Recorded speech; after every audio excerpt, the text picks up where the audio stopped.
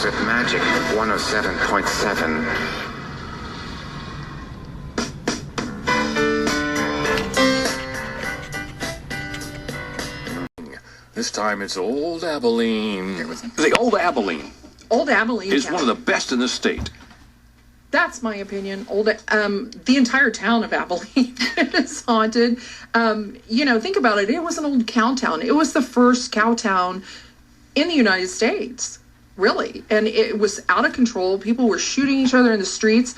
It was so bad there that they had underground tunnels so that the business owners could take their money and go underground to take it to the bank. Wow. Because they couldn't even walk up on the streets without worrying about being robbed or shot. It was a very bad town.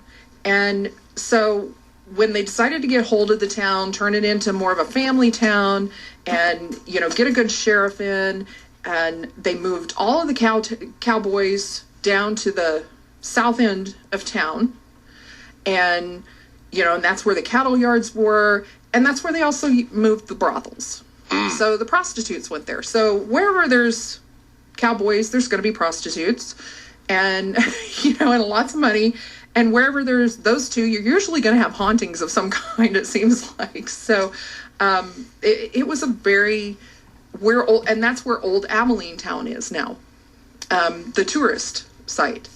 And some of the buildings were brought in from other locations. They're all original buildings. Oh, okay. I didn't know that. Yeah, they weren't built there. They're all original buildings. The church was brought in from somewhere. The cabins were brought in. So they are all original buildings. So they have that history and that energy and everything attached to them of the people that owned them. And twice we've investigated there multiple times, but the first time we investigated, we had a earthquake. We did. That was an interesting experience, not paranormal whatsoever, but it was my first earthquake. But it was interesting. I bet. So we had an earthquake. We did have an experience in, we call it the Blue Building. And some of us were standing in there, and this black figure came through a doorway, shot across a room, and out through a doorway that there was no door, so it just went outside because this building was being redone, and just disappeared. And so then we went again on another investigation, had a friend with us, and he was there to write a book. Dan Terry is his name. And he wanted to know what had happened in that building. So myself and a few others that had experienced it the time before took him in, and we're telling him what happened, and no more had I gotten black shadow showed up in the doorway out of my mouth than the black shadow showed up in the doorway. Wow. Again. And I saw it. One of the other investigators that was by me saw it, and we both kind of went, there it is. And it shot across the room. There was wood stacked up, because they're doing a lot of remodeling, rebuilding, fixing things. And there was 2x4s propped up against the wall, and they were leaned up so that they wouldn't fall. Mm-hmm. And that whole stack of wood was pushed over. I'll admit it, I screamed like a girl.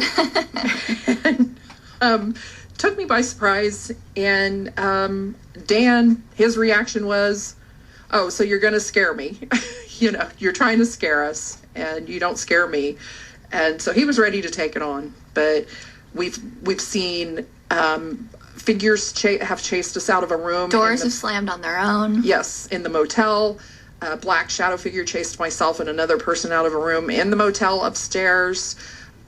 We have photo evidence of a cowboy actually walking outside of one of the buildings. Outside of the saloon, we have a photo of a ghost cowboy walking out there.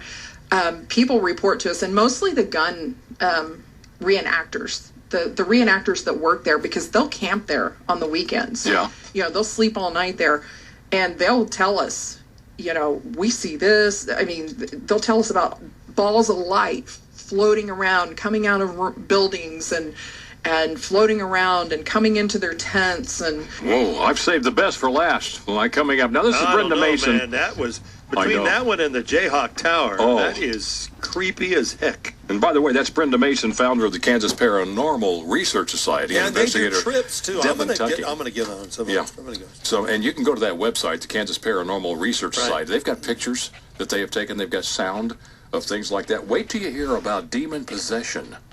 Where is that? Where at? Next hour, right here in Topeka. Happened to a What? couple. Oh, yeah. It's coming up next hour here on Magic. One is in need for